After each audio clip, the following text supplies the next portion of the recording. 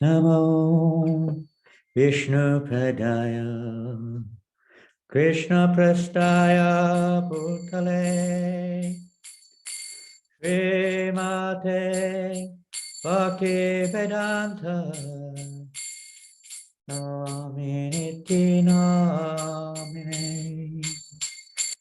Namo Vishnu Padaya Krishna Prastaya Bhutale Srimate Bhaktivedanta Swamiti Namine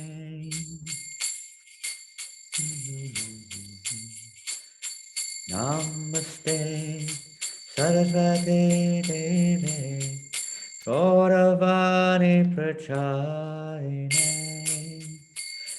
Nivasesha Sunyavadi Astya Chare Shatarine Polo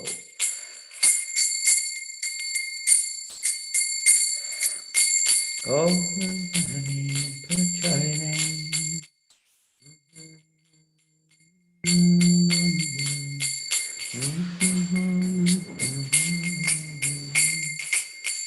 Shri Krishna Chaitanya Prabhu Nityananda Shri Advaita Gadadhar Shivasari Gauravata Vrinda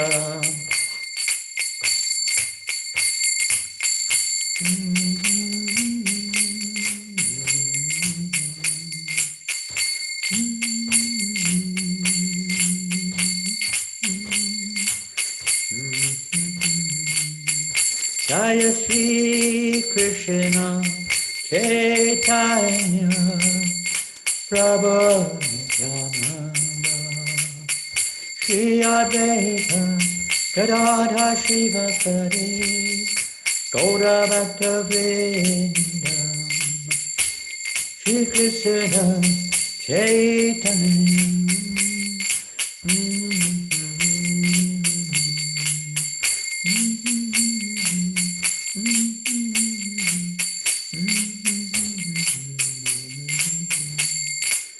Shri Krishna Chaitanya Prabhu Nityananda Shri Advaita Gadadhar Shivasari Gauravata Vrinda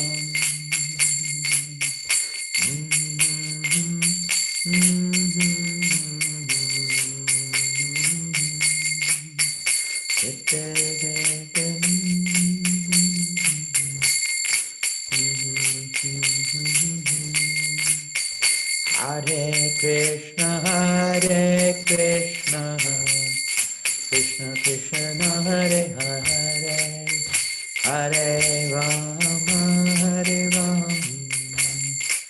Rama Rama, Hare Hare, Hare Krishna, Hare Krishna.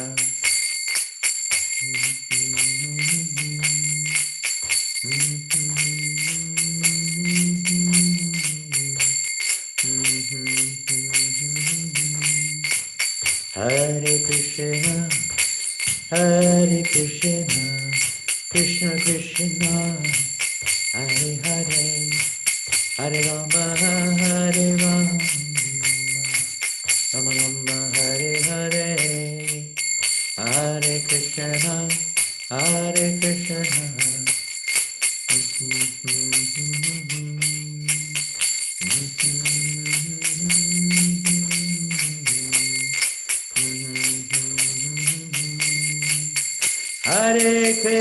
Hare Krishna, Krishna Krishna, Hare Hare, Hare Rama, Hare Rama, Rama Rama, Hare Hare, Hare Krishna, Hare Krishna.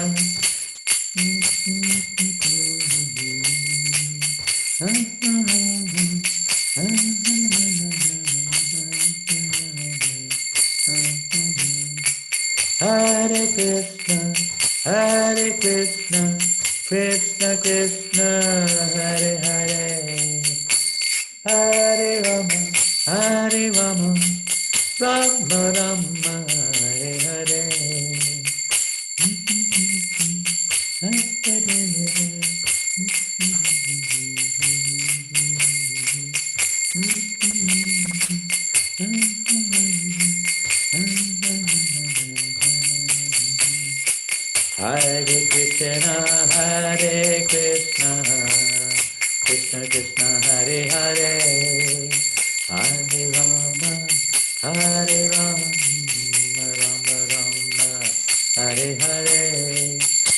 Hare Krishna, Hare Krishna, Krishna Krishna, Hare Hare, Hare Rama, Hare Rama, Rama Rama, Hare Hare, Hare Krishna, Hare Krishna, Krishna Krishna, Hare Hare, Hare Rama, Hare Rama, Rama Rama.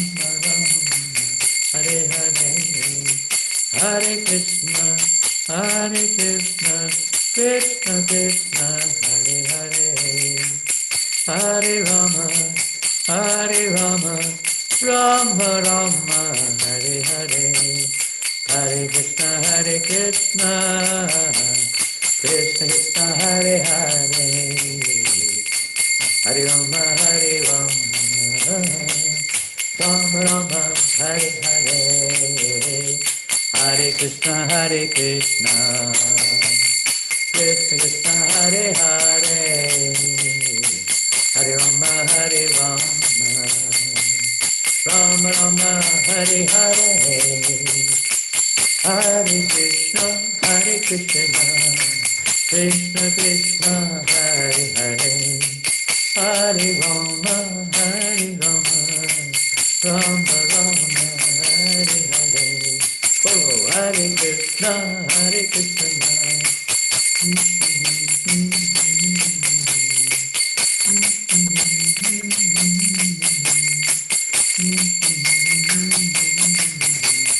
Hare Krishna, Krishna Krishna, Hare Hare, Hare Rama, Rama Rama, Hare Hare.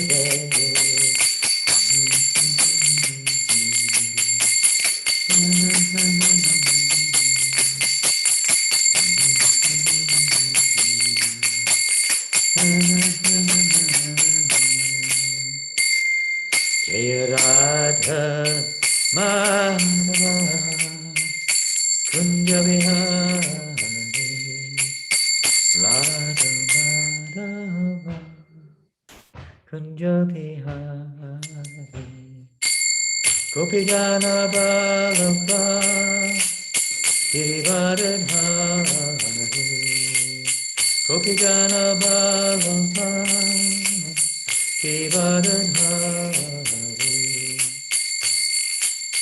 Yasodhanandana Bhagavana Randana Yasodhanandana Bhagavana Randana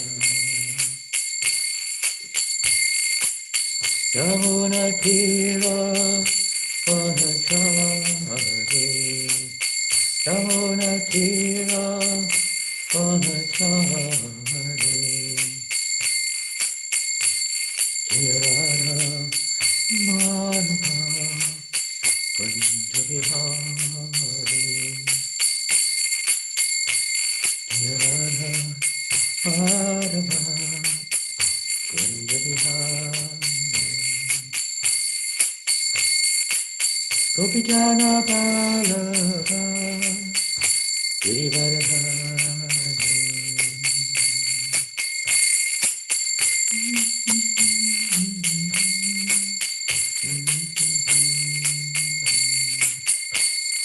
Yasodhanandana Gajajanandana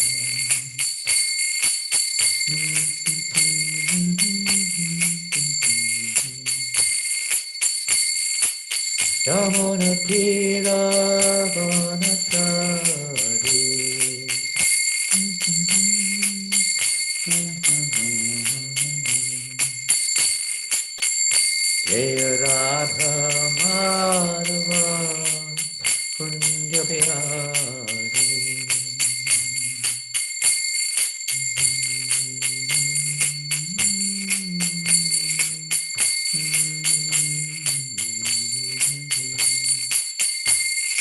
Gopi Jana Palangava Tilaradhari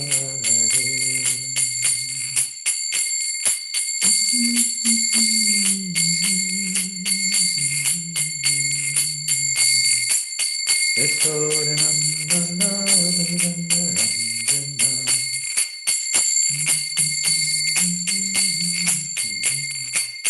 Yashodanandana Bhajanarandana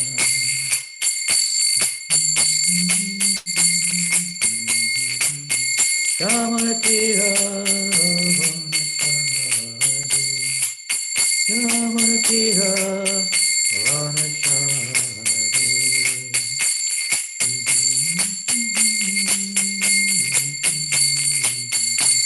Jayarada Punjabi Hari Jayarada Mahadava Punjabi Hari Om Namo Bhagavate Vasudevaya Om Namo Bhagavate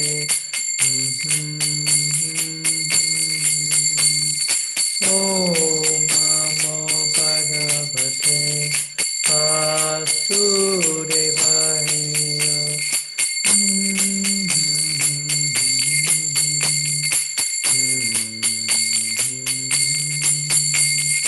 Om Namo Bhagavate Vasudevaya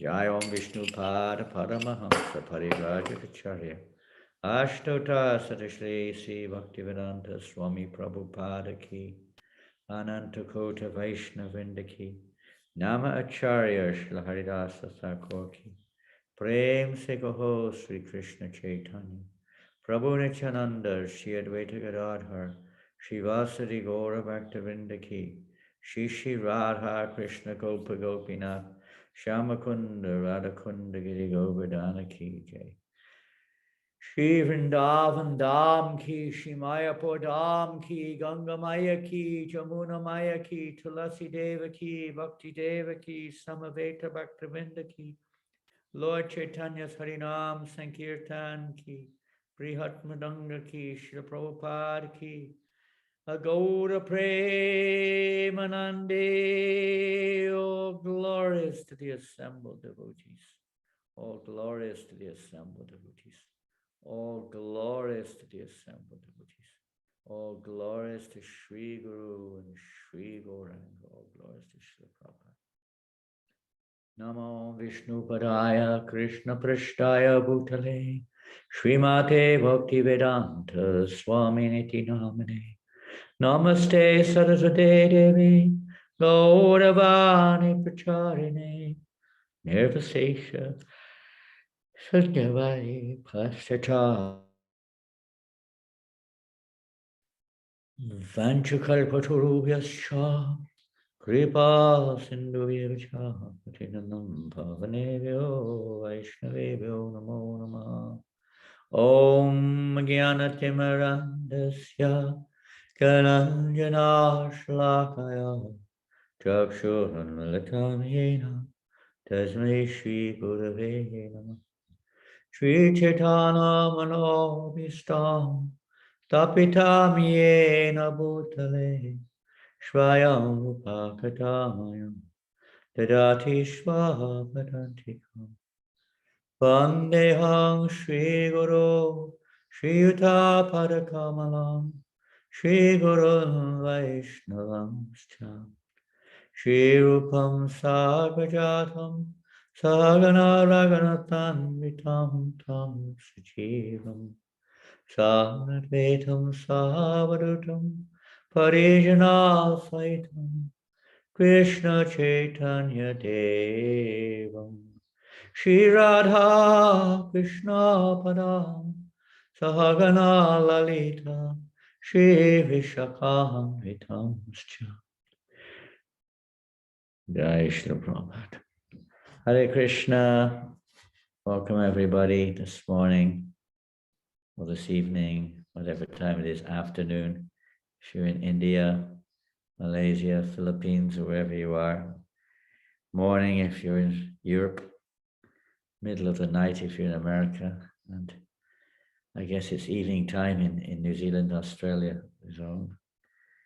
And today we're going to be reading from Srimad Bhagavatam, Canto 1, Chapter 2, text number, I believe it's text number 12, which Rasikananda Prabhu may put upon the, here we are. So this is a continuation of our reading of this second chapter of Srimad Bhagavatam, Divinity and Divine Nature. And sometimes it's described, this chapter contains the essences. The essential overview, you could say, the overview of the whole process of devotional service. Captured in this one chapter is a very, almost like the most significant chapter for practicing devotees particularly. So altogether, please.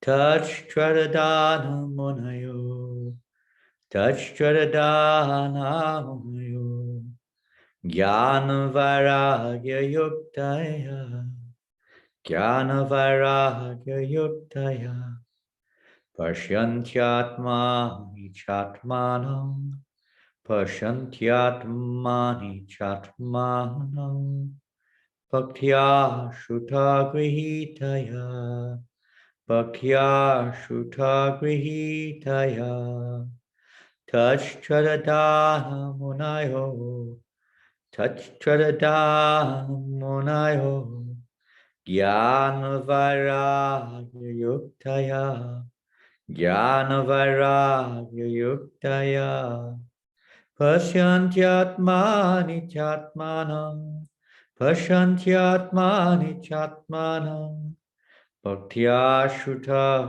Grihitaya, Bhaktya Shuta Grihitaya. And the word for word of this verse, tat, that, we won't repeat it because I don't think anyone can hear each other anyway. Shrad, we can all do it together. Shradadanaha, seriously inquisitive. Munayaha, sages. Jnana, knowledge. Vairagya, detachment. Yuktaya, well equipped with. Pashyanti, see. Atmani, within himself. Cha, and. Atmanam, the Paramatma, Bhaktya in devotional service, Shruta, the Vedas, Grihitaya, well received. A wonderful verse. And the translation to this verse by Srila Prabhupada. The seriously inquisitive student or sage, well equipped with knowledge and detachment, realizes that absolute truth by rendering devotional service in terms of what he has heard from the Vedanta Shruti.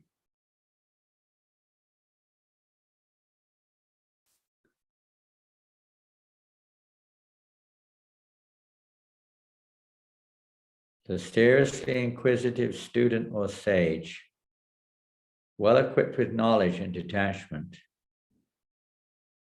realizes that absolute truth by rendering devotional service in terms of what he has heard from the Vedanta Sutra.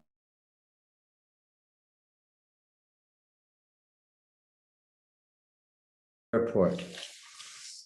This is Sutta Goswami, if you're not familiar with this. Sutta Goswami is speaking to the sages of Naimisharanya. and he's answering or addressing their questions, which are described as relevant because they are for the welfare of the world. And in this first, more or less, this first canto, we do not directly hear from Maharaj Shukadev, or Shukadev Goswami rather. Parikshit Maharaj comes in, and at the end of this canto, Shukadeva Goswami appears. So it's basically a discussion with Sutta and the sages of Naimishrana, referring to the other discussions. So the purport to this verse is a fairly long purport, so try to be attentive. The absolute truth is both subject and object. Oh, that was yesterday, that was last week. This week. The absolute truth is realized in full by the process of devotional service to the Lord Vasudeva, or the personality of Godhead, who is the full-fledged absolute truth.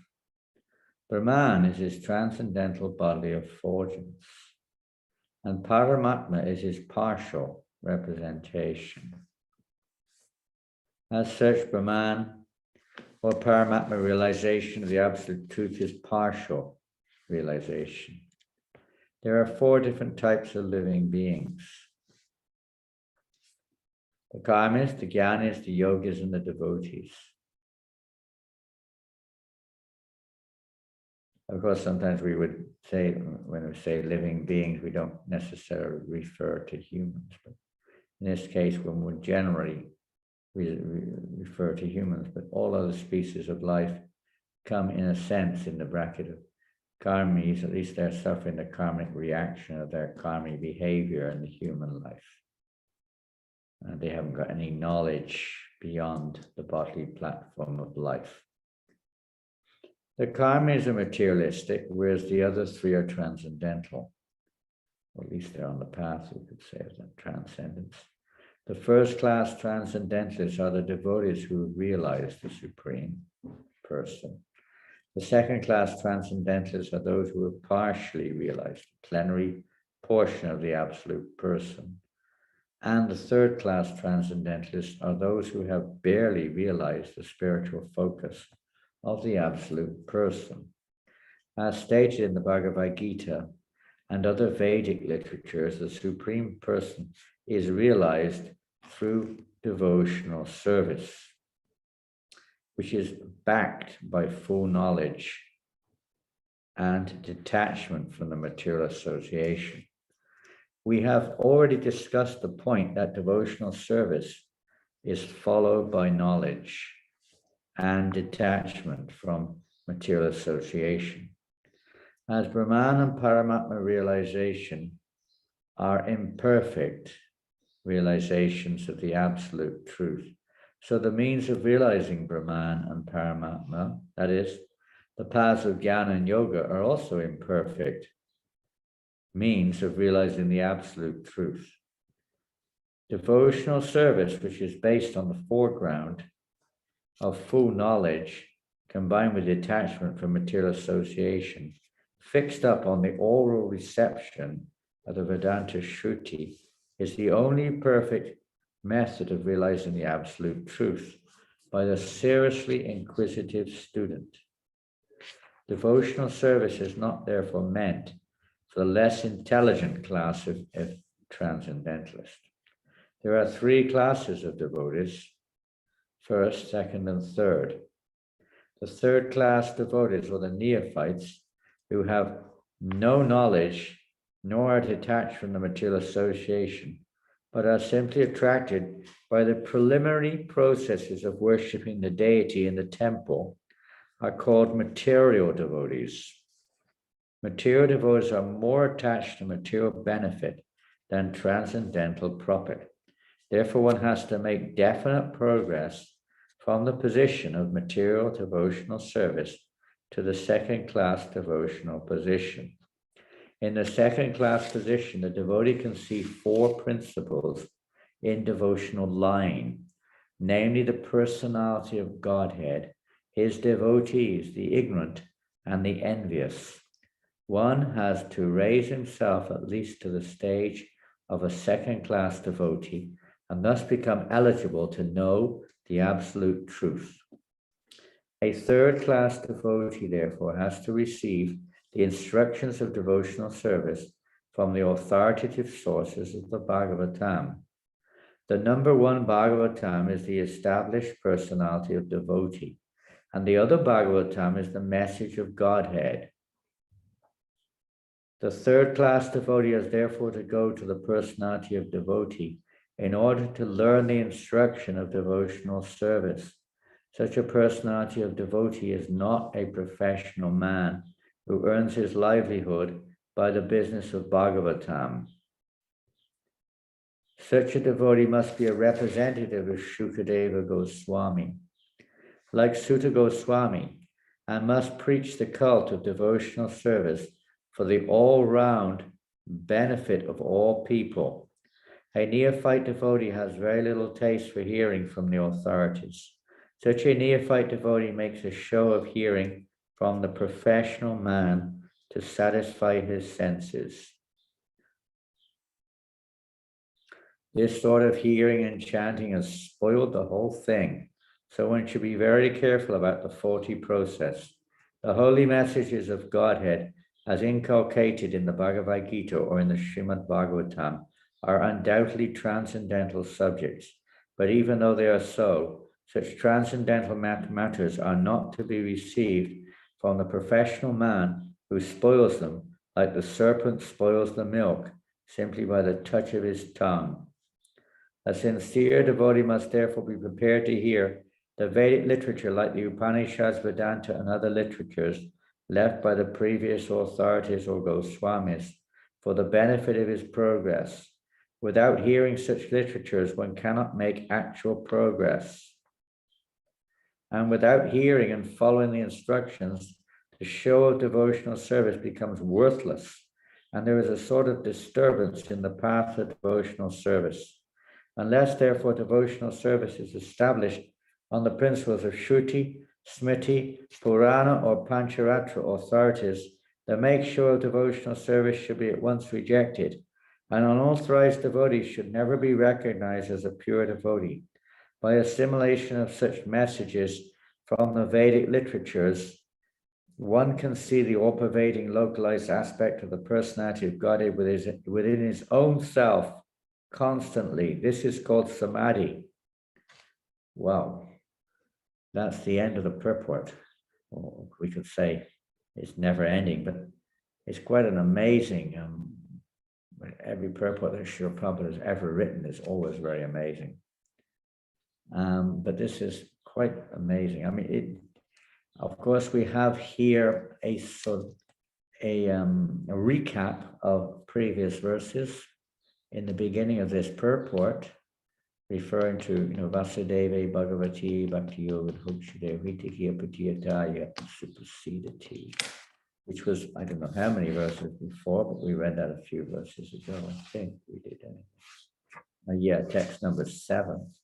By rendering devotional service unto the personality of Godhead, Sri Krishna, one immediately acquires causeless knowledge and detachment from the world. It comes automatically. It's not a separate endeavor. Most people probably would see it as a separate endeavor, but it's not actually a separate endeavor. It's a part and parcel, automatic, let's say, byproduct of devotional service. One who knows Krishna as a personality of Godhead is understood to be the knower of everything. The purpose of the Vedas is to know Krishna. Krishna explains that in the Bhagavad Gita. How does that verse go? 15:15. Sarvasya chaham. Sarvasya chaham hridisannivishto vatakspati jnanamaparam cha. Vedaischa saveraham eva vedyo vedantukit veda vedeva chaham. That the Lord is the knower of the Vedas, but all the Vedas is to be known. The purpose of the Vedas is to know him. So this is the goal of the Vedas. So one who knows Krishna in his full nature, as the previous verse to this one, today's verse, explains Vedati tattva vidas tattva vijnana madhvayam brahmeti paramatmeti bhagavaniti shabdite. Learned transcendentalists know the absolute truth in three features, not one. So devotees know the absolute truth in three features. We may not be consciously aware of that, but at least to a certain extent, one devotee, even a neophyte, not say neophyte, but the practicing devotees will know that those three features of the absolute truth, understand that the absolute truth in its fullest extent cannot be understood unless one understands those three or accepts those three features. Prabhupada also emphasizes in the beginning of this purport of today's verse how the absolute truth is only realized through devotional service. This is also explained in the Bhagavad Gita on quite a few occasions, but specifically famous one in the 18th chapter, Bhakti Mama Vijayanti Avanyas Chasmitarpita. Only through devotional service can they be understood as I am. Ultimately, there has to be an element of devotional service to understand the Lord in any feature. There's devotional service in some form or another, because something has to attract the Lord's mercy in order for him to bestow that realization upon the living entity. So unless one's following strictly the Vedic directions, the path of realization, which is coming from Krishna, it's you could say indirect form of devotional services there, because one's following the words of Krishna in the Vedas, even to realize the absolute truth as Brahman or Paramatma. Some processes there, and ultimately the success of that process is not that there's an alternate process. To realize the Brahman or Brahmajyoti, only the process given by the Vedas or by the Supreme Personality of Godhead will be effective. Nobody can enter into the Brahmajyoti without the mercy of the Lord. It's just not possible. Not to speak of the Lord revealing himself within the heart. He may reveal other features of himself or illusory features in the form of the material energy or some hallucination to those who are, say, being cheated. But unless one is following the actual path given by the Lord, one cannot really realize these other paths even.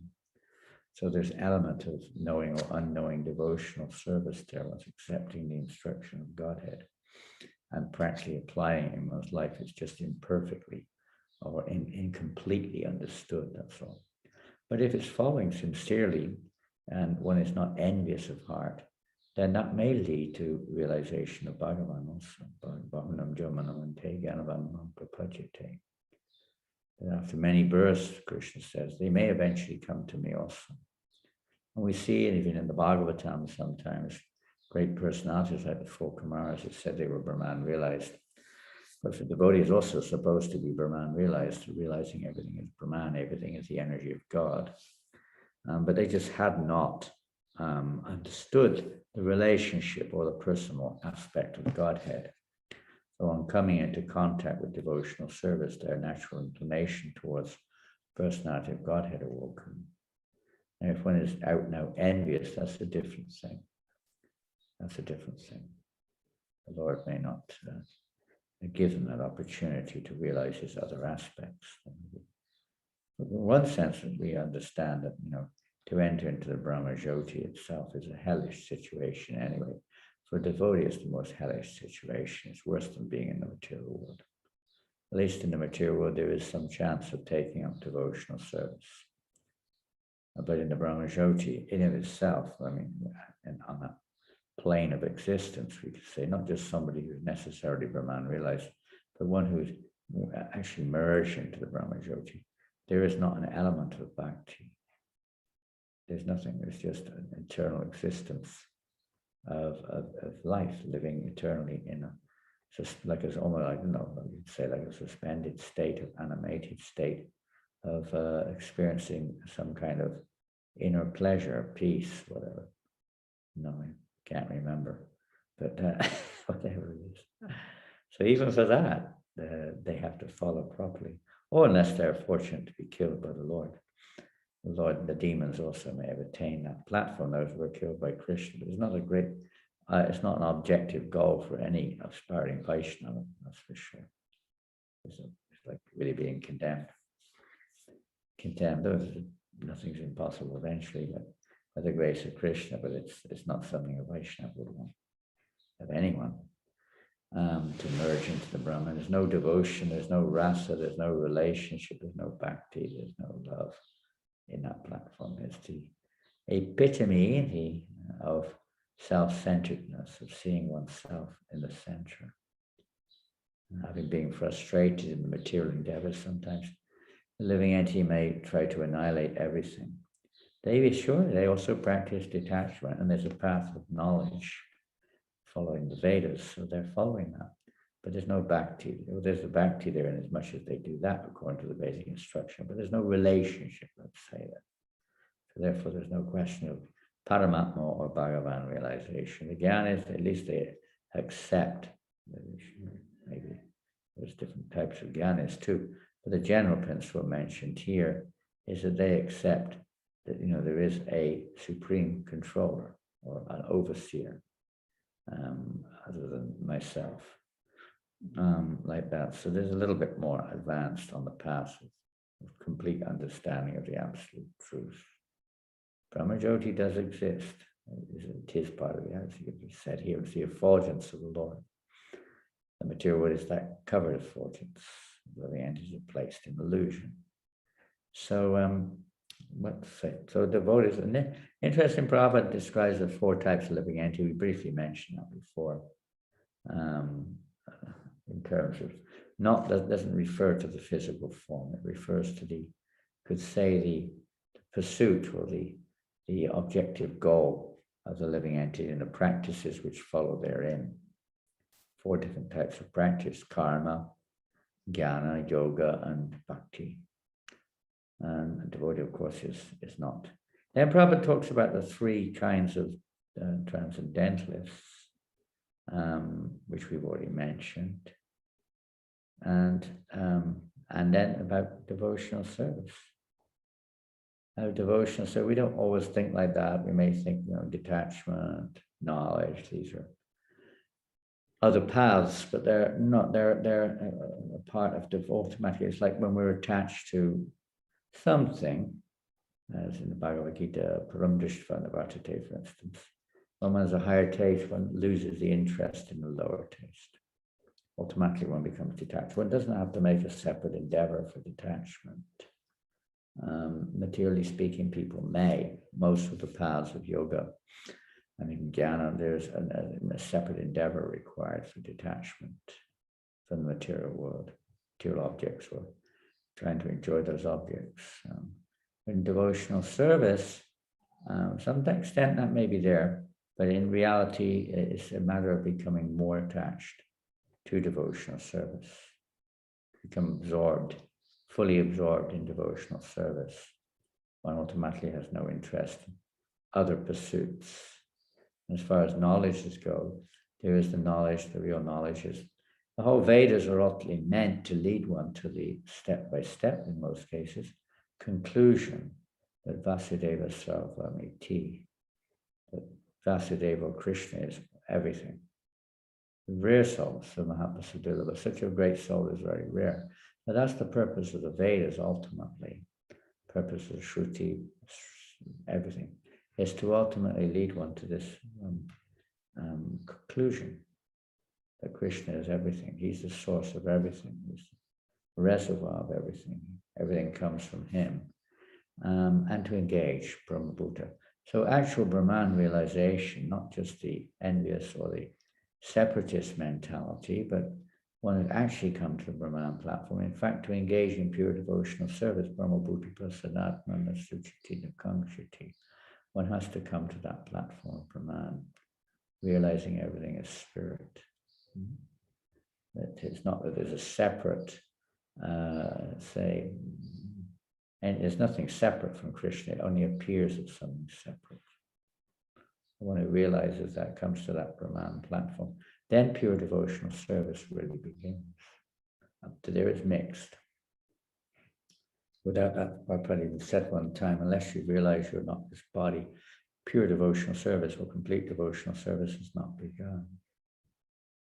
So there is a path in the Vedic path given by the Lord. The Vedas come from Krishna. He's the source of all knowledge. It comes from him. He's the source of the Vedas. And unless one follows that Vedic principle, and that's a lot of this purport is also in this purport mentioned about professional speakers who haven't realized that. They're still seeing themselves in the center. And they may be very, for whatever reason, karmic or otherwise, very expert orators, Bhagavatam even, or Vedic literatures, etc. But there's no realization there. Neither this detachment nor knowledge. This is symptomatic. We see later on in the second canto how it describes there how even after, despite having chanted, heard, whatever, one's heart is steel framed. How does that verse go? Can you find that verse? That verse, steel framed? I can't remember. Somebody surely remembers where it is. It's in the second canto. It's a very fascinating verse, which is sometimes a little bewildering, but it's not if you read the purport very carefully. Oh my goodness, I wish I could. I haven't got a means to find it here, but if someone can send it on the chat or something, second canto somewhere, steel frame, despite having, I can't remember the words, hear the chant or something. Despite the appearance of seemingly ecstatic symptoms, one heart's remains steel frame, something along those lines. Can anyone find it among scholars, Bhagavat scholars? So we'll just look a little further. I mean, backed by knowledge and detachment, we understand in devotional service, knowledge is required. We can easily otherwise become bewildered and perplexed, even though we're maybe having some faith. This is a neophyte, Prabhupada says. Here it is. This is first. Certainly that heart is steel framed, which in spite of one's chanting the holy name of the Lord with concentration does not change when ecstasy takes place. Tears fill the eyes and the hair stand on end. Now that sounds really, it depends which way you read it, but it sounds really confusing. Certainly that heart is steel framed, which in spite of one's chanting the holy name of the Lord with concentration. Isn't that amazing? The heart doesn't change, even though there appears to be ecstasy. Even does not change when ecstasy takes place. Tears fill the eyes and the hair stand on end. It seems, I don't know absolutely if this is how it's meant to be, but even if we take it as it actually is there, one has to look at it from a different angle. What is the change of heart? What is that change of heart? And what is a steel-framed heart? A steel-framed heart is that one's still seeing oneself as the enjoyer. One's still seeing oneself in the center. And one takes the process, any process, for the intention of satisfying oneself, of trying to fulfill one's separatist desires, or trying to inflate one's egotistical perception of oneself. The steel framed is not some kind of, you can take it literally as steel frame. You're locked in to an incorrect approach to the past, to the process. Yeah, keep it on there if we can, for the time being at least. So even though one's very serious, sometimes the persons, even impersonalists, very seriously chant Hare Krishna with concentration, they get something. You say, now this ecstasy and so on mentioned here is more referring to the imitative manifestation of these symptoms rather than the reality. Now, if we read in the Nectar of Devotion, we see that ecstatic symptoms, there's a whole section on varieties of ecstatic symptoms and at different levels, the different bhavas, the different, and these bhavas are they're not impositions.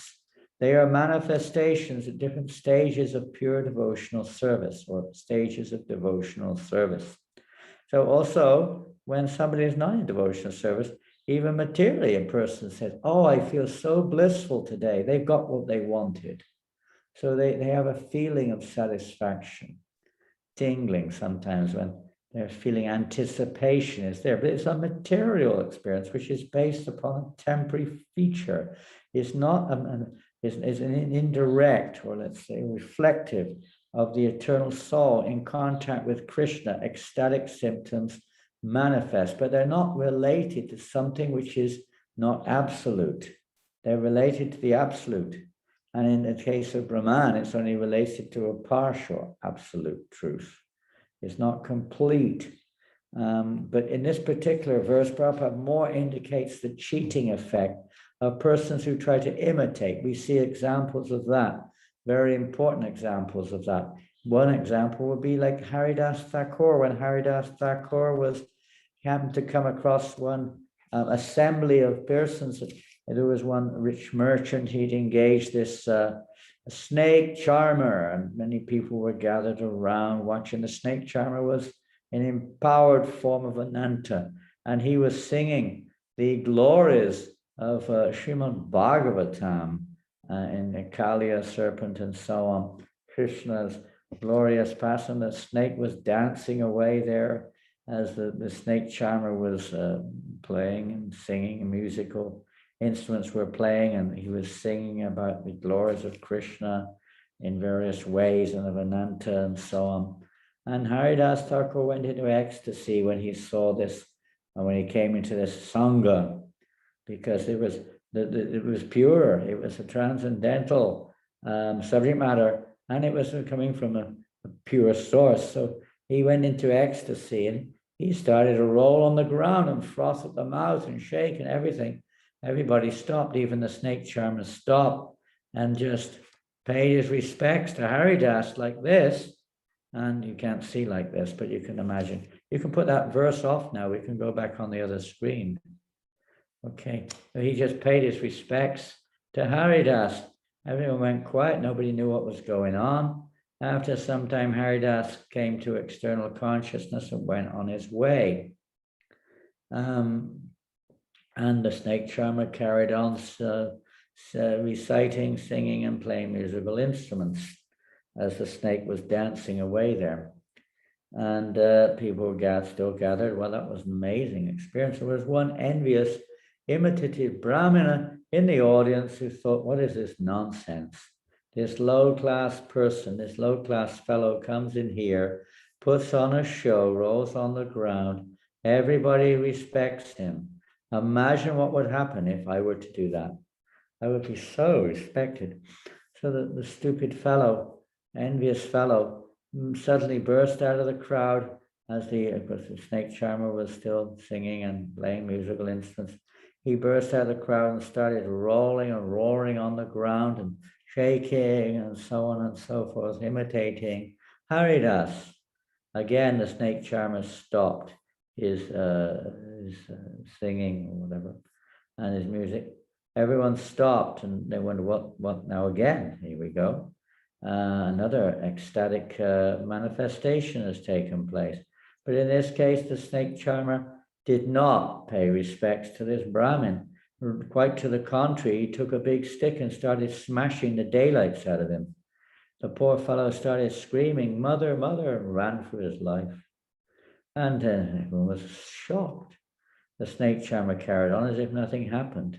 After he finished, people asked, well, what happened there? We're bewildered. This Brahmin was a Brahmin. This other fellow was born a Muslim. He's a low-class fellow.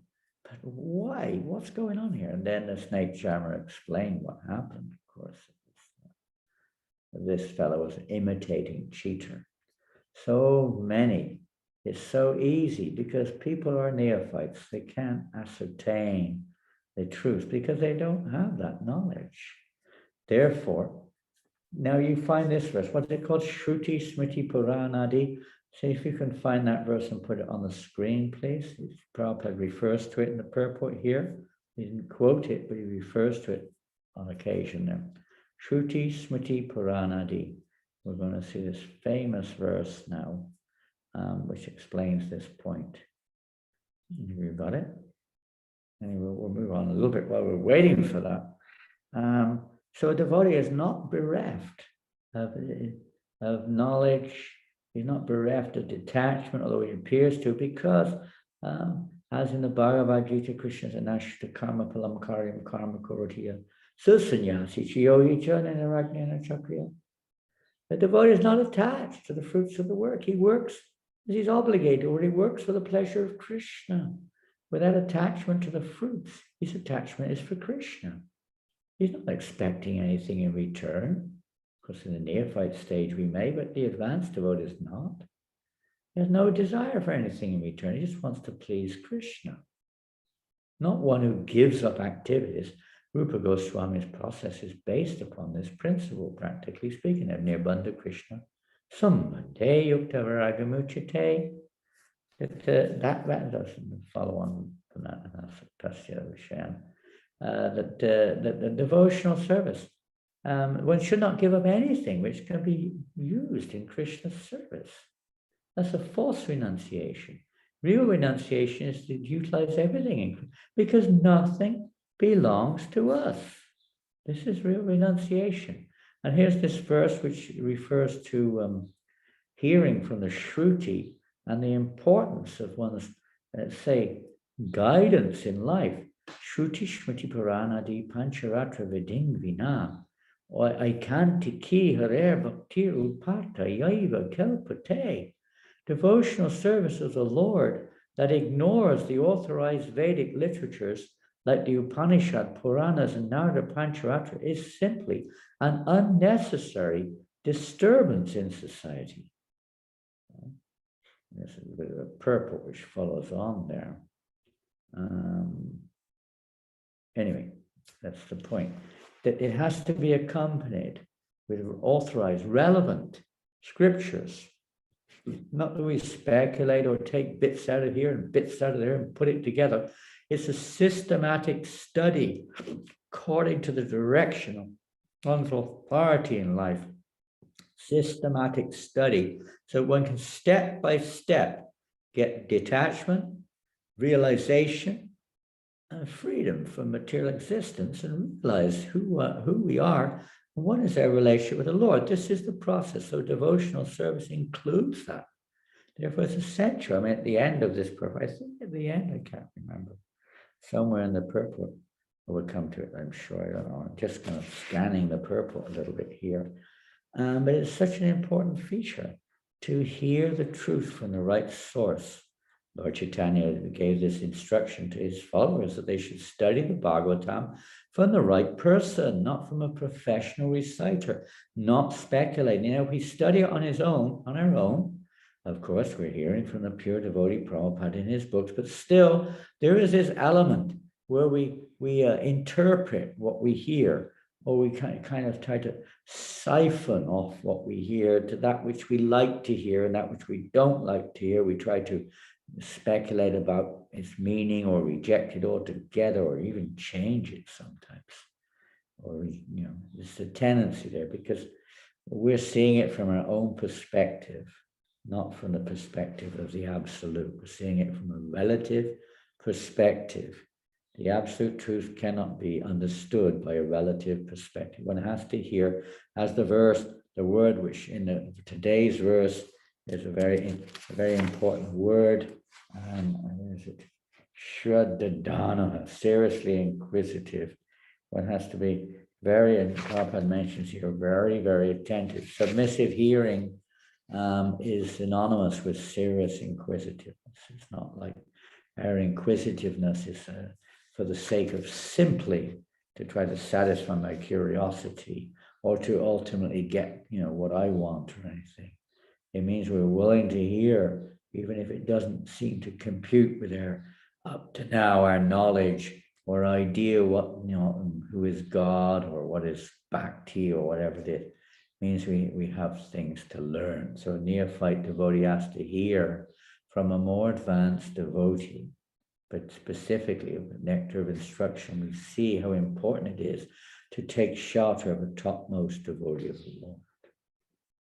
One can, Prabhupada say, take initiation from a neophyte or from somebody who's in the second class. Prabhupada goes into length, a little bit of length in this purport, describing the 3 levels of devotees. The neophyte who basically may have some faith in the deity, but has very little knowledge and doesn't understand the nature of preaching Krishna consciousness. A neophyte devotee is maybe content with worshiping the deity and things like that, and has a little faith in God, but it can be easily shaken also.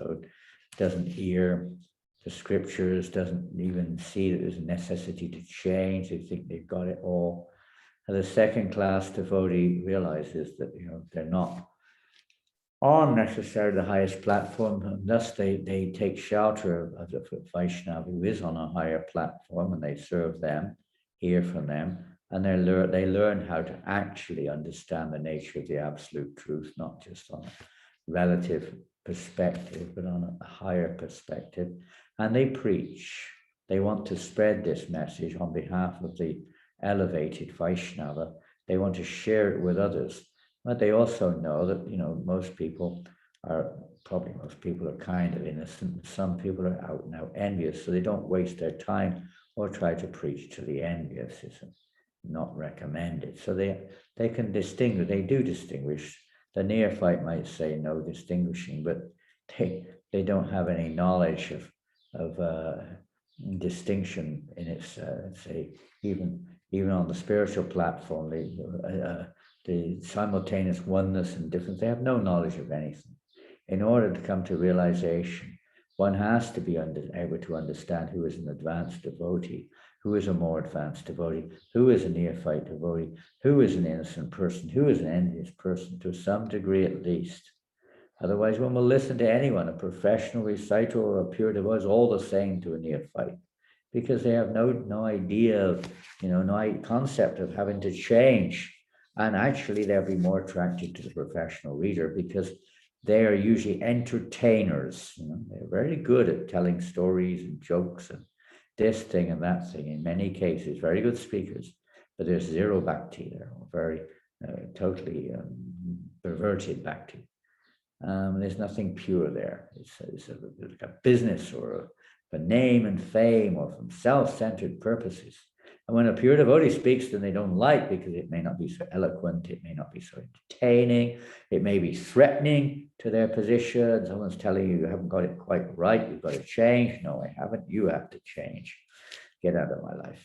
People don't like to be corrected in certain areas, especially on this platform. I've got my own philosophy. I've got my own religion. I know. I worked it out a bit here and a bit there and a bit here and a bit there. All kinds of concoctions and speculations, but it doesn't impress Krishna at all. So such behavior does not please Krishna. Therefore, what will one get? Whatever. But you won't get pure devotional service. And there's a process, and that process is submissive hearing. The importance of hearing the Srimad Bhagavatam and Vedic literatures submissive. So serious inquiry means I am asking, us in the Bhagavad Gita, Krishna and Arjuna, when Arjuna was challenging Krishna in the beginning until he came, that verse, Karpanya doshopa hata svabhava prichamitam dharma samudacheta. That when Arjuna spoke that verse, now I'm confused about my duty. I don't know what to do. Now I'm asking you to please tell me clearly what is best for me. Now I must soul surrender unto you. Kindly instruct me. This is the mood. This is serious inquisitiveness, not challenging, or not with egotistical show, just for the sake of, okay, that's your opinion. Not like that. Serious inquisitiveness. We need to change. We need to change. Sometimes we think we need to change religions, we need to change guru, we need to change this and that. But the change is in the heart. Our hearts are steel framed, our hearts are hard. The change has to take place. It comes when we submit ourselves to the pure Vaishnavas. They give us the medicine with which to change our perspective, change our hearts. Great load lifted off the heart where we're struggling to grasp, where we're struggling with the material energy, we're struggling with our minds, we're struggling with each other. We still think we're the doer. We still think, whatever it is. But when we let go and just take shelter of the holy name, take shelter of the pure devotees, like a mountain off of one's heart. That's not the end of it. That's like the Brahman is also like that. But it's then we fill our heart with devotional service. Then the soul is fully satisfied. That's the process, isn't it? Vasudeva Bhagavati Bhakti Yoga Hochile Hoitakiya Pratita Yayatma Suprasidati. Hoitakiya Pratita. When our devotional service becomes non-stop, without any other motivation, then Yanatma Suprasidati. The soul is completely satisfied. This is the prerogative of the pure devotees, those who follow the pure devotee and come to pure devotional service. It is not available to others. There may be some relief, there may be some pride of knowledge, there may be some degree of realization, but not complete. This is the prerogative of the pure devotees of the Lord, by the grace of the pure devotee, the person Bhagavat and the book Bhagavat. We hear the book Bhagavat, Nivitatarshi Pugyamanad, from those who are pure, those who are in the line of disciplic succession, and those who are pure. We have to receive the mantras, the shastras from Parampara, Sampradaya, from the Sampradaya. There is no other way. You can't just pick it up like that. That may be the beginning, but if we're serious, then we have to take shelter of the Parampara, coming from Krishna, the scriptures coming from Krishna, the process coming from Krishna. Very simple in one sense, but our false egos, others' false egos whom we associate with, cast so many doubts, diversions, and so on, obstacles on our path. Challenge, therefore, such is the importance of the association of pure devotees, taking shelter of them, even in our own movement, even if our diksha may not be, in my case, it's a fact, from somebody who is an Uttama Bhagavat. I'm not an Uttama Bhagavat. I'm not a Mahatma or anything like that. We're simply trying to follow that Mahatma, trying to serve that Uttama Bhagavat. We take shelter of that Uttama or the Uttama Bhagavats, Bhaktivedantas, as was referred to in the pastime of Narada, many those Bhaktivedantas. We take shelter of them. How we take shelter is we make their instructions our life and soul. That link through Diksha is there to say the energy source of that. Instructions of the pure devotees of the Lord become accessible. The devotees, every one of us it's meant to be a guru. We're meant to act in such a way as to help others to apply these instructions in our lives in a relevant way so that we can progress from the neophyte platform to the highest platform of pure devotional service. Certainly it's not easy. Certainly it takes time. Certainly it takes a lot of mercy and association. Baba said, my mercy is there. We have to take it. So hear Srila Prabhupada, read Srila Prabhupada's books, hear his lectures. Try to see how we can. Don't be envious of others. We all have our own special paths. The goal's the same. In many ways, there are general things, but many details are specific. We have a special relationship with Krishna. And the pure devotees of the Lord help us to awaken. So take heed, don't be disheartened if we don't think we're so advanced. That's a good sign. But take the process to please the pure devotee of the Lord. Krishna then, as we're hearing next verses, will automatically do the rest. We must take shelter of the pure devotees of the Lord, who are reservoirs of attachment to Krishna, love for Krishna, and full knowledge, because Krishna gives them full knowledge. They're not some, as I said the other day, They're not some like a Google guru or something who has like a computer with all this information. They know which buttons to press. No, they're connected to Krishna, who's a reservoir of knowledge, who gives them all the knowledge they need to perform their particular service. So if you take shelter of them, you're connected. Just like sometimes Prabhupada say, it's like a train with carriages. The carriage takes shelter of the train and goes along with the train and reaches the destination also. Although on its own, the carriage has no ability to go anywhere. But when we take shelter of the train, then the carriage can also move. It's not a perfect example, but Prabhupada gave it, so it can be relevant. Now let's see what else we can say. So we talked about the 3 types of devotees, and Prabhupada talked about the professional Bhagavats, so-called professional Bhagavats, but they're actually not Bhagavats. They're misleading people. There's so many so-called gurus or self-made, Vedantists or whatever it is, or those who interpret according to their own perspective and so on. So many cheats. People are easily cheated. Kali Yuga, practically speaking, is the age of the cheats and the cheated, practically speaking.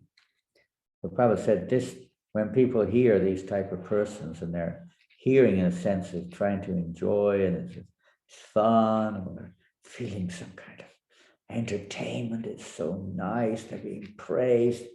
Prabhupada said this is a great disservice.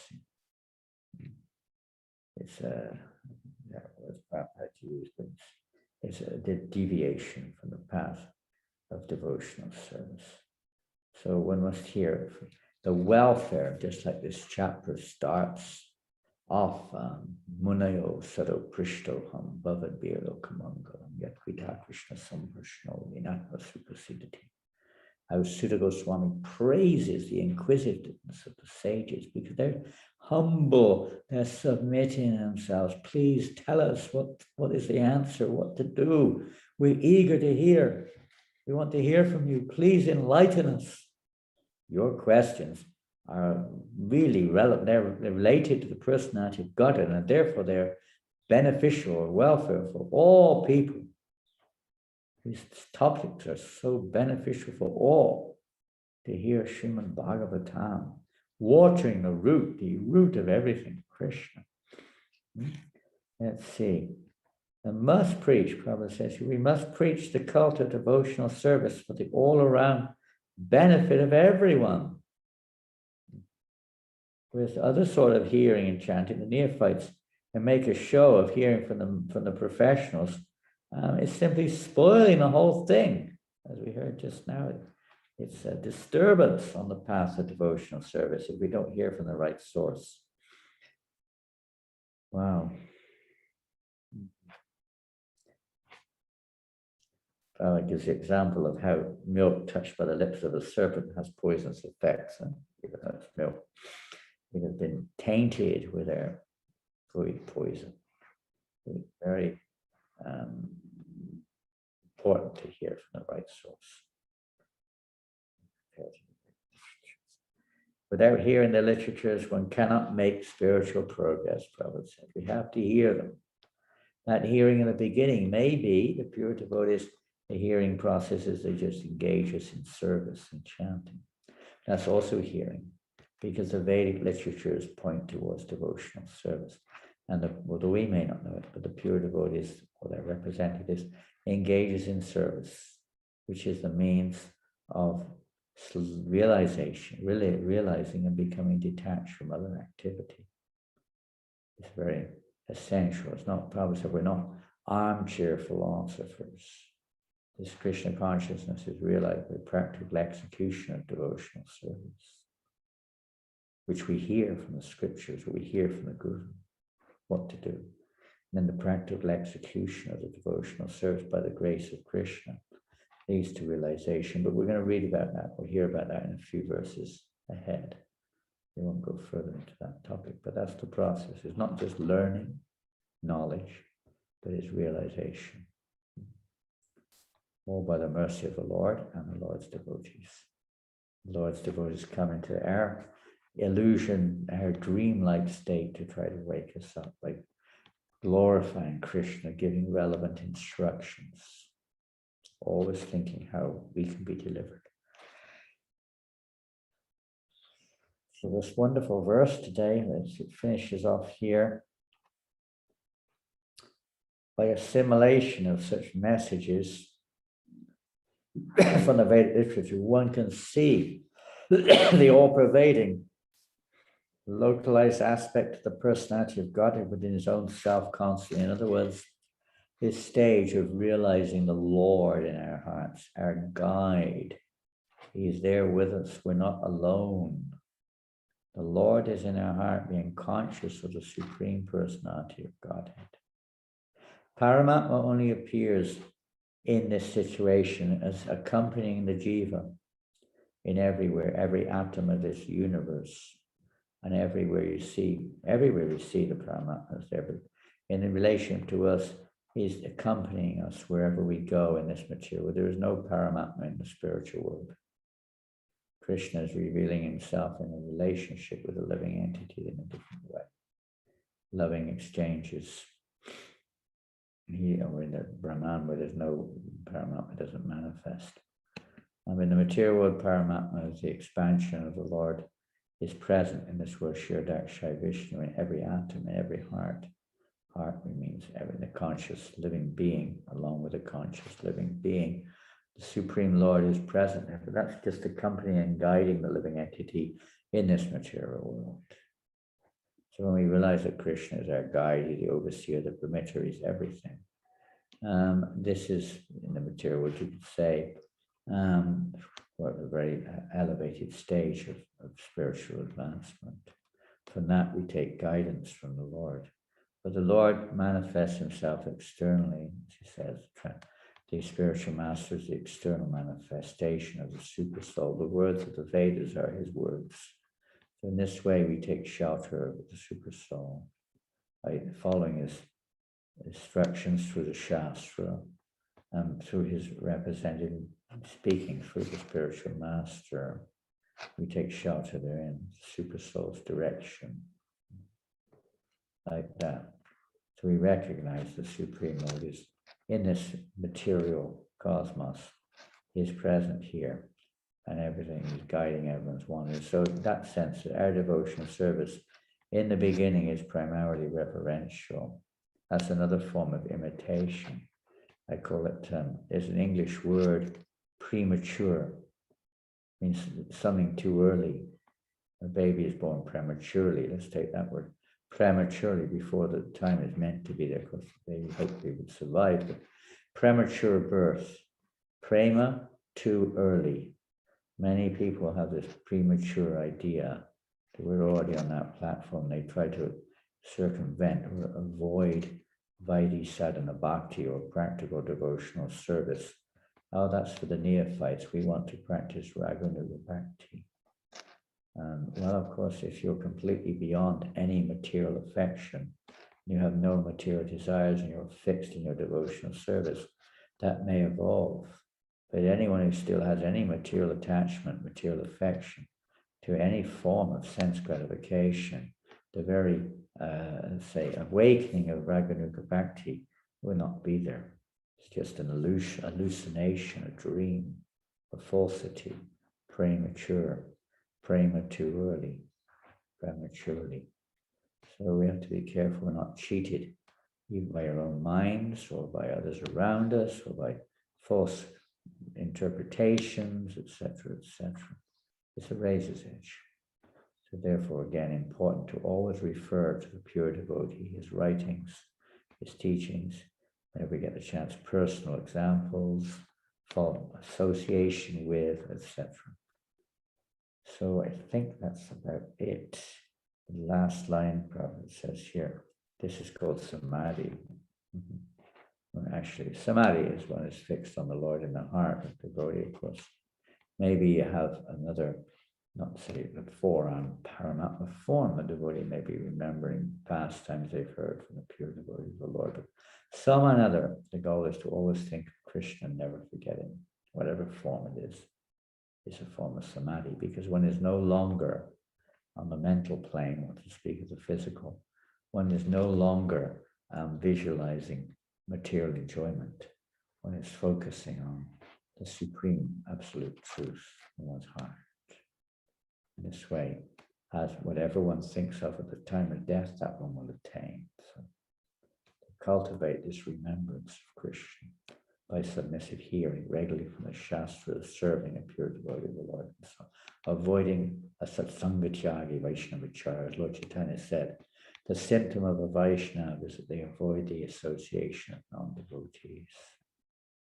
Very significant definition of a Vaishnava is not just the positive, there's a negative side also. Avoiding unfavorable association. Sign of surrender is to accept that which is favorable, reject that which is unfavorable. So take advantage of this life, human form of life, very rarely obtained. Human life is not meant for sense gratification, as we heard just recently. It is meant for jivasya tattva jignasa, inquiry into the nature of the absolute truth. Not meant for sense gratification. Submissive inquiry in the right association. As the sages of Naimisharanya, they were inquiring from the sutta. Parikshit Maharaj was inquiring from all the sages on the bank of the Ganga. But only when Sukadev came along with his inquiries bore fruit. Similarly, the sages. As Sutta came, all their doubts were cleared up. All the smoke in their eyes was cleared away. Pure devotee of the Lord, Om Jnana, he opens their eyes, which are blinded with the darkness of ignorance. Takes a little humility. We sometimes fight against it. Okay, well, I'm going to finish there. Purport, amazing purport by Srila Prabhupada as always. Are there any questions today on this fantastic subject matter? It's so relish, well, I don't know if we can say relish, it's satisfying in a bit of relief also at the same time. Any questions? There are some questions.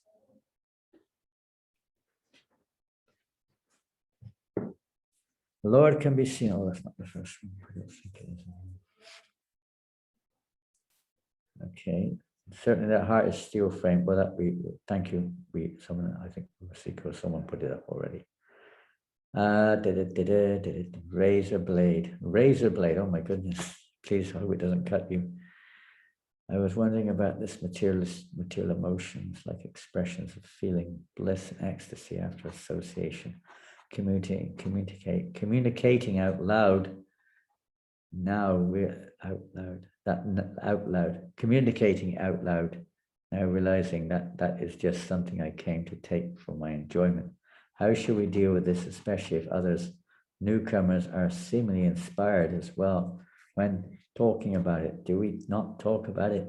Or do you have to cover your mouth? No, don't even dare talk about these things. Oh. No, well, there's different angles here. The pure devotee may talk about it sometimes, as you've mentioned here, because it encourages others. Not that they're just like grim and morose looking, don't smile or don't show any, but it's something which is favorable for a pure devotee. Whatever a pure devotee does, whatever emotions they express are pleasing to Krishna, which means they'll be beneficial for everyone around. So it depends. Now, if you've got a baby, many of you have got kids, you feel very happy when the little child arms up and starts saying, "Mommy, mommy, daddy, daddy, I was top of the class today." How do you feel? You feel great. Because a kid, but you don't expect that so much from an adult. And they may do it to it, whatever reason may be there, but they're usually not quite the same way. A child is innocent. So when it's an innocent expression of joy, having, in whether, even if it is mixed devotional service, it's encouraging. And the spiritual master will encourage you for it if he says, "Why are you talking about that? This is nonsense." Sometimes we talk along these lines also, depending on the audience, but why is this nonsense? We won't be very encouraged. I remember one of my godbrothers wonderful devotee. He used to be a book distributor in London. He left his body a few years ago, but he was our top book distributor, practically speaking. He was for many months or years. And he had perhaps pretty bad, if not the worst in the temple. He had really bad sadhana. He was quite frivolous. He wasn't much a scholastic at that time. He did become quite serious about philosophy later on. At that time, it was all about, more or less about fun. I came top, I beat you, and the Sankirtan, and why, because whoever did the most books had the entire Maha plate for breakfast the next morning. In those days, the Maha and the ordinary devotee prasadam was quite a difference. It was a real feast, the Maha Prasad in those days. And the devotee prasad was really simple. So it was a great motivation for him just to get recognized, top book distributor of the day, blum, blah, blah, blah, blah, blah, blah, and the Mahaprasadam yet again. Wow. Name up in lights, how great it is. So he asked this question one time to Trivikram Maharaj, actually, in the temple in Bury Place. And why is this him? He had another side to him. He knew he was there was a bit of nonsense mixed in there. And he said, Maharaj, why is it? I'm a lousy devotee in reality. I'm proud and so on. And I'm really motivated. My motivation isn't exactly pure. I said, what would you do if you didn't get, the Mahaprasada, if you didn't get anyone recognizing you? What would you do? He thought for a few moments. He thought, I'd stop distributing books. So see how Krishna is reciprocating with you? He wants you to distribute books because it will gradually purify you. But he's not going to tell you all at once, but step by step, like a child. And sure enough, he became a very nice devotee. It's always a little bit until we become pure, a little bit of self-motivation, selfish motivation, but basically being very pure. So we shouldn't be artificial. At the same time, at certain points, we have to be ready for maybe a little bit of redirection. It may not come like a hammer on our heads, If it comes like a hammer, we usually just crushed, we can't carry on. So the pure devotee doesn't. You see, Prabhupada did that with his disciples. Those who were a little bit more advanced, sometimes he would be like a hammer on the head. With Tamal Krishna Maharaj, it would be a hammer on the head. And with another devotee, I'll give a lovely example. When Prabhupada was in London one time, I think Shruti Kirti was a servant. There was one wonderful devotee, a Prabhupada disciple. His father was named Shirdakshay Vishnu. And Shirdakshay had several sons, and I can't remember which one it was. Anyway, this boy wanted to cook for Prabhupada because Shirdakshay was Prabhupada's disciple, and his wife was a fantastic cook. So the kids also learned something about cooking from mum, as many Indians do. And he wanted to cook. So he was, the boy was coming all the time there. Prabhupada was there. So Shruti Kirti, I think it was Shruti, said, okay, you can cook today, went through what had to be done, blah, blah, blah. The boy started cooking. Shruti went ahead with other services. And when it was time for prasadam, Shruti Kirti brought the plate in, or the servant brought the plate into Prabhupada, and then left it with Prabhupada. Usually he'd sit alone when he would take his lunch usually. After a few minutes, ding, ding, ding, ding, the bell was ringing. Prabhupada said, what is this? And he started to question the preparation. The dal's undercooked. The rice is burnt, the chapatis are burnt, the sabji is wrongly spiced. What on earth is this? And oh dear, Sri Kirti realized a mistake had been made here. And he said, well, Prabhupada, I didn't cook today. Karen, this other devotee, I won't mention his name, cooked today, Prabhupada. Someone else cooked. Prabhupada said, bring them in. Oh my God, poor boy. He was only about 12 years old. Yeah, Prabhupada used to give initiation to kids as young as 8 or 9 years old sometimes. So he came in and Prabhupada said, oh, you cooked the lunch today? Yes, Srila Prabhupada. Very, very nice. Thank you very much. And the boy, felt very chuffed. So very elated. He went out and then ding, ding, the bell rang again. And Shruti Kirti came in and Prabhupada said, you nonsense, you rascal. He just blasted him. So this is your responsibility.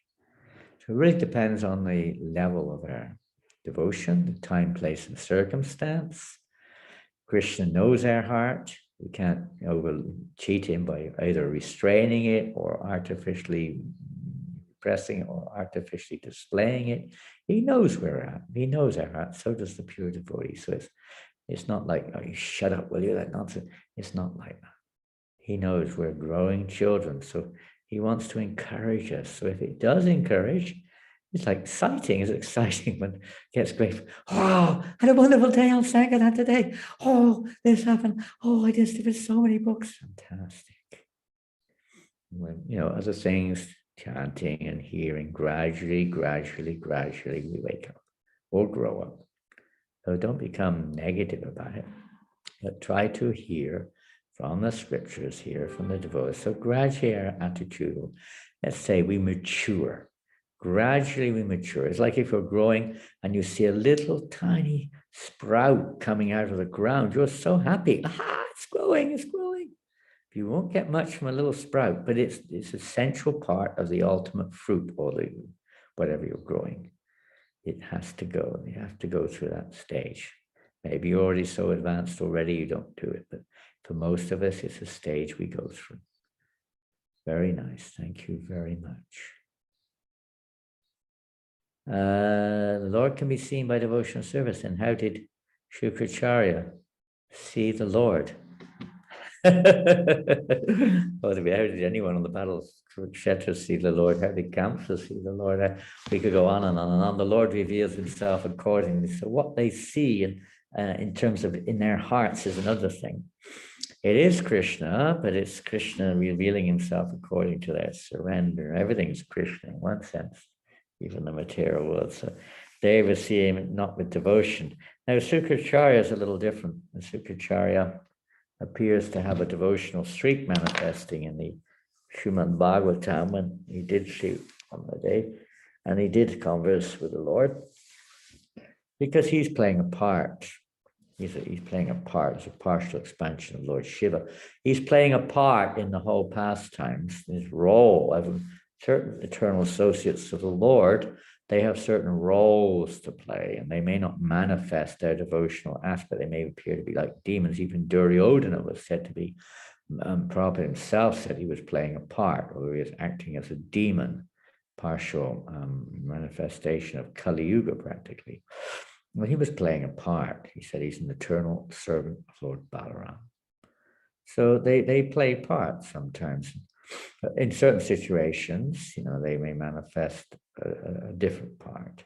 So Shukracharya certainly wasn't manifesting bhakti to Lord Vishnu when he was advising Bali Maharaj not to give him a square inch. He's going to take everything otherwise. But then after Bali had gone off the scene, so to speak, and then the conversation took place, then Shukracharya has a different type of conversation with Lord Vishnu. So they play parts. Arjuna played a part of a bewildered living entity also. They do this sometimes for the sake of the bigger picture or Lord's plan. But that not to say we should imitate that or think I'm also playing a part or something like that. We are a part. We have to realize that we are part and parcel of the Lord, and then play our proper part in the pastime or the service of the Lord. In the case of our pastime is the service opportunities which we are rendering, or the movement of Krishna consciousness which Lord Chaitanya has brought to the world, learning to play our part properly in relationship with Krishna. And I don't think there's a part in our drama for imitating the position of being a spiritual master of the demons or behaving in a non-devotional way. There are different dramas for different purposes. So this particular movement of Lord Chaitanya Mahaprabhu is to glorify Krishna. It's a Sankirtan movement, so we have to play our part in there. Anyway, I don't know if that helps. It's human nature that we like being praised and being recognized for what we do. This encourages and makes us enthusiastic to do more. I kind of mentioned that already in the first question. How should we take these praises? And recognition. Krishna is in the heart. Now, when the time comes, you'll see in the beginning, like a little child, it might be a little I just say we get a little bit elated and we might be a little bit proud or whatever it may be. But you'll see as you progress, if the sincerity is there, the time is there, we will feel really, let's say, humbled and almost ashamed to be recognized. And it's not this false recognition. Oh, Prabhu, oh, don't say like that. I'm the most fallen. I have not even a drop of devotion. Sometimes we say like that, but it's still coated with a lot of self-satisfaction, pride is still there. So it takes time before this pride, let's say, goes down. And Krishna is in the heart, for a devotee, Krishna is reciprocating, and he'll give us sometimes a little knock on the head, not say on the head maybe, but a little knock somewhere to bring us down, and suddenly we're not getting praised anymore. The whole process is to take unalloyed shelter of the Lord and not expect anything in return. But in the beginning, there's bound to be there. You're bound to feel a little bit of feeling a little bit, elated or chuffed or whatever. It's only natural in this conditioned or mixed state of devotion. But by the grace of the Lord, the first thing is we recognize it, then we pray or we hope, or we try to chant more attentively or hear more attentively. Pray that we not be affected by this in the course of our devotional service. Gradually, Krishna will make arrangements so that we get the strength, the realization, the circumstance which will help us to get free of that mixture, which is still mixed in there with the devotional service. But recognition of it is an important stage. If we don't even recognize it, we think the goal is to get praise somehow or another, even I'll cover it over with clever words or whatever, clever behavior. It's not like that. When there's a realization in the heart, repentant feeling that I desire to get respected, but that comes in time, and you'll feel bad about it, and you'll feel so humbled. In being praised becomes a source of taking more. It's more dangerous sometimes. It is more dangerous than being criticized, although it may not be in the beginning something which we can relate to, but it's more dangerous, much more dangerous. We start identifying ourselves being the doer, being the enjoyer, and so on, very easily when we're praised. So we have to be very careful of that, but not that we expect that that's going to disappear overnight. It takes time as we mature in devotional service. All praise is passed on to Krishna. All recognition is in relationship to one's spiritual master or Krishna. And when it actually feels like that, it's not just words that we repeat, but an actual feeling. I have no qualities other than your mercy. It's, what can I say? You can't imitate these things. So in the beginning, there's most likely enemy. Nothing's bound, but most likely to be, some, let's say, mixture there. It's not pure unalloyed devotion immediately. So there will be some of that pride there. When pride is completely, let's say, offered at the lotus feet of the Lord, then there's no more danger from this, but it takes a little bit of time. Well, that looks like it. Wonderful. Thank you all very, very much. Wonderful to be with you today. And we'll have a little kirtan. I do have another class. I know that quite a few of the devotees will be coming in for that one. They're not on this one, but that will be about, I think it's about 2 hours time, if I'm not mistaken. Is that right? Vasika, is it 2 hours time? I think so.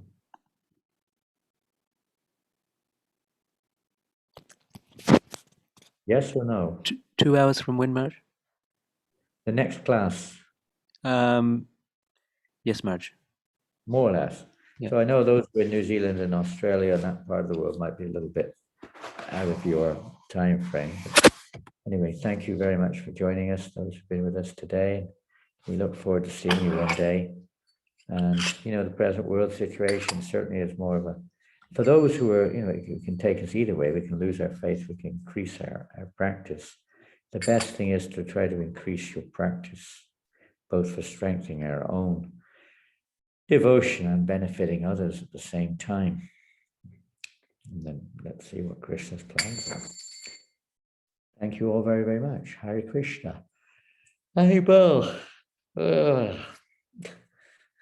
got back really late from Harinam Sankirtan yesterday. And anyway, gets later every week.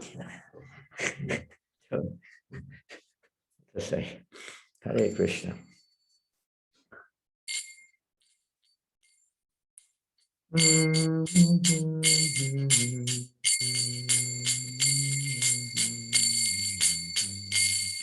Hare Krishna, Hare Krishna, Krishna Krishna, Hare Hare, Hare Rama, Hare Rama, Rama Rama, Hare Hare, Hare Krishna, Hare Krishna, Krishna Krishna, Hare Hare, Bolo.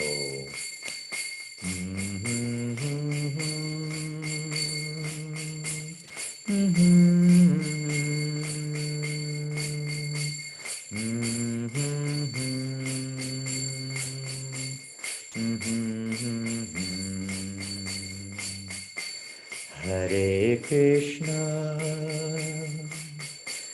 Hare Krishna,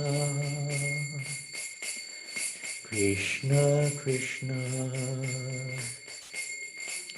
Hare Hare, Hare Rama, Hare Rama, Rama Rama, Hare Hare, Hare Krishna, Hare Krishna, Krishna Krishna, Hare Hare,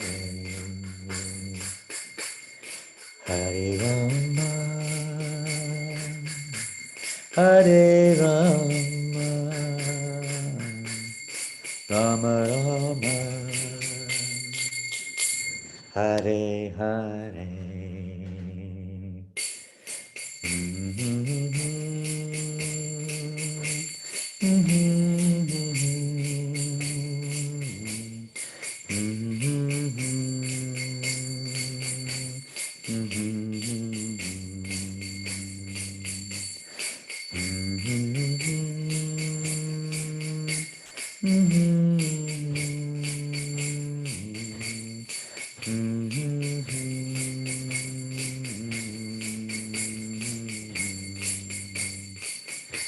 Hare Krishna, Hare Krishna, Krishna Krishna, Hare Hare, Hare Rama, Hare Rama, Rama Rama,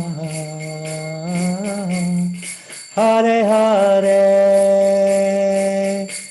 Hare Krishna, Hare Krishna, Krishna Krishna, Hare Hare, Hare Rama, Hare Rama, Rama Rama, Hare Hare, Bolo, Hare Krishna, Hare Krishna, Krishna Krishna, Hare Hare, Hare Rama,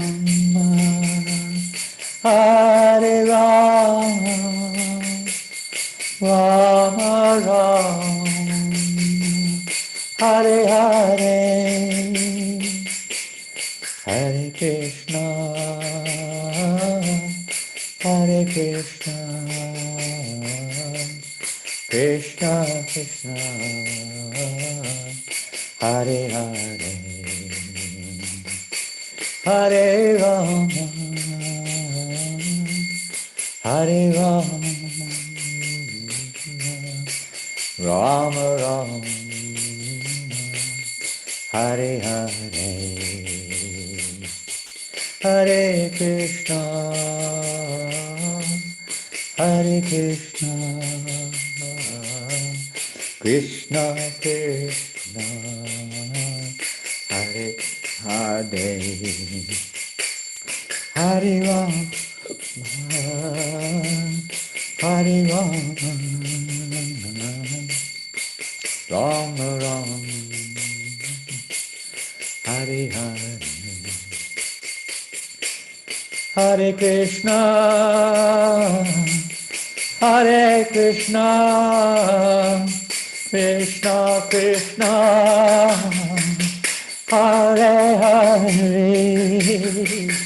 Hare Rama, Hare Rama, Rama Rama, Hare Hare, Hare Krishna, Hare Krishna, Krishna Krishna, Hare Hare, Hare Rama, Hare Rama, Rama Rama, Hare Krishna, Hare Krishna, Krishna Krishna, Hare Hare, Hare Rama, Hare Rama, Rama Rama, Hare Hare, Bolo, Hare Krishna, Hare Krishna, Krishna Krishna, Hare Hare, Hare Rama, Hare Rama, Rama Rama, Hare Hare, Hare Krishna, Hare Krishna, Krishna Krishna, Hare Hare, Hare Rama, Hare Rama, Rama Rama, Hare Hare, Hare Krishna, Hare Krishna, Krishna Krishna, Hare Hare, Hare Rama, Hare Rama, Rama Rama, Hare Hare. Gaur Premanandi, all glories to Srila Prabhupada, all glories to the assembled devotees. Harinama Sankirtana ki. Please continue to pray for all living entities. That famous verse of Prahlad Maharaj, please repeat it regularly. But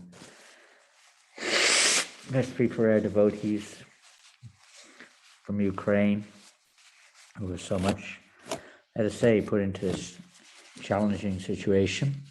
And it's not only that, the devotees from Ukraine, of course, is always there. And even the devotees in Russia are also a very difficult situation for them also.